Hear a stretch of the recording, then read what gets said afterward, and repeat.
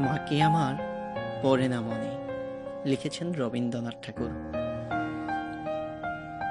মাকে আমার পড়ে না মনে, শুধু কখন খেলতে গিয়ে হঠাৎ অকারণে একটা কিশোর গুনগুনি কানে আমার বাজে।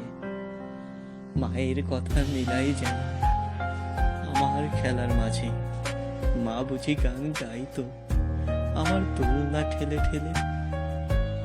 মা গিয়েছে যেতে যেতে, গানটি গেছে ফেলে। মাকে আমার পড়ে না মনে, শুধু যখন অসিনেতে ভোরে শিউলি বনে শিশির ভেজা হাওয়া বেয়ে ফুলের গন্ধ আসে, তখন কেন মায়ের কথা আমার মনে ভাসে।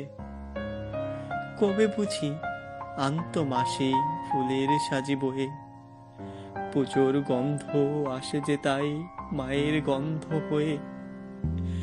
মাকে আমার পড়ে না মনে, শুধু যখন বসে গিয়ে শোবার ঘরে কোণে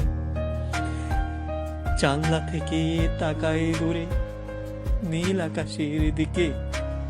মনে হয় মা আমার প্রাণে চাইছে অনিমেষে ফুলের পরে ধরে কবে মা দেখতো আমায় চেয়ে।